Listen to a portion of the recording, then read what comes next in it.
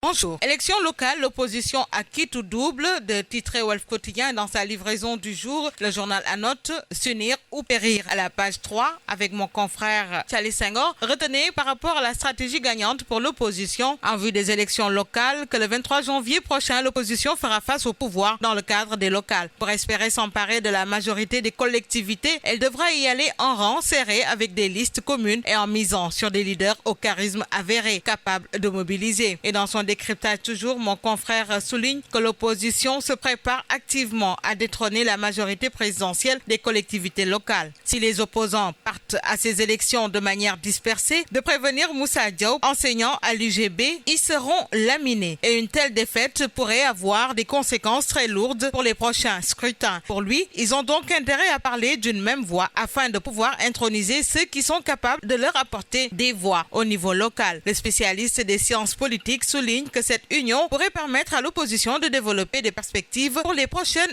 échéances. Moment choisi par Macky pour recadrer dans l'AS les membres de Benno Bokk Yakaar, candidature tous azimuts pour les locales. Parlons, l'exclusif enchaîne, candidature impossible de Karim et Khalifa, deux cas juridiquement foutus. Mimi dans le mandat, Hassen sévérité par rapport au troisième mandat et à la Covid-19. Et nous enchaînons avec Rewmi Quotidien où Mamour Cissé se fâche et se lâche. Parlons gestion du Covid-19.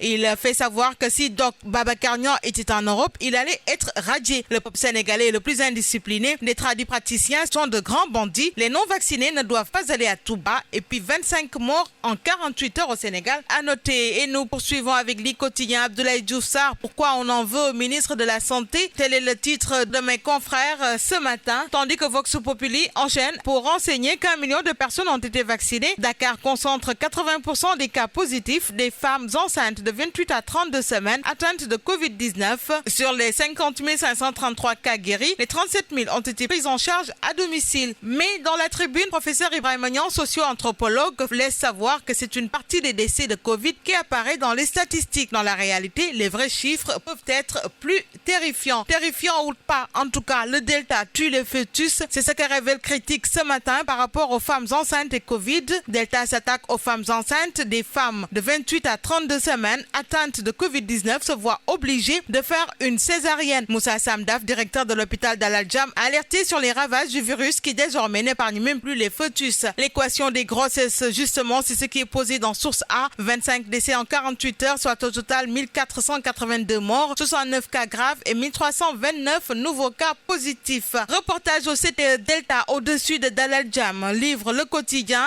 à sa une, l'appel des chefs de service de Réa et du CTE. Le Sénégal a dépassé hier le million de vaccinés. Et puis l'Observateur, vacances gouvernementales, le coronavirus renverse le plan de travail de Macky. Ses ministères dans le dur depuis 2 ans. Seydou Gueye explique comment le gouvernement s'organise. Pendant ce temps, Dr Babacar Niang et ministère de la Santé, l'enquête qui révèle tout. Passons à 24 heures où il est question de récits partisans ou récits collectifs. En tout cas, c'est le titre interrogatif de ce matin proposé par le journal. Tandis que l'info ouvre sur les 10 milliards pour les tenues scolaires, une mesure controversée. Les Échos enchaînent avec Chermbaud de la COSIDEP qui s'oppose et charge le ministère de l'Éducation 30 milliards pour 3 ans destinés à la dotation de tenues scolaires aux élèves. Chermbaud dit que ce programme n'a aucune finalité sur la performance des élèves. Passons à enquête pour parler de l'affaire Locafrique. Rebondissement spectaculaire. Après la magistrature, le dossier est en passe d'éclabousser la gendarmerie nationale, informe mes confrères. Commandant Adamagnan, coupable ou bouc émissaire.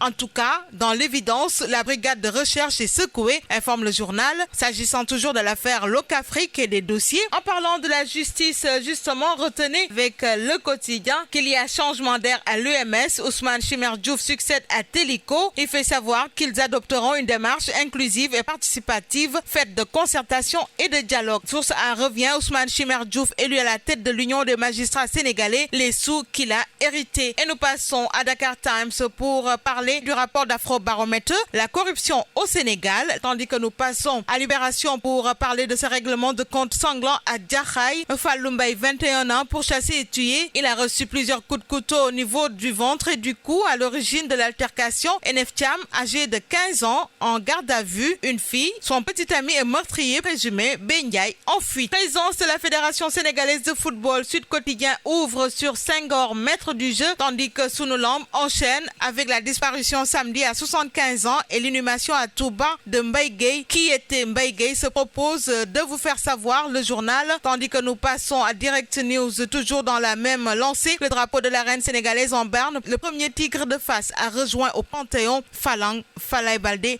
Boy Bambara. Le soleil boucle avec Mbaye Gueye, rappelé à Dieu samedi. Et le tigre de Fass, c'est ça, de Follet. Bonne lecture à tous.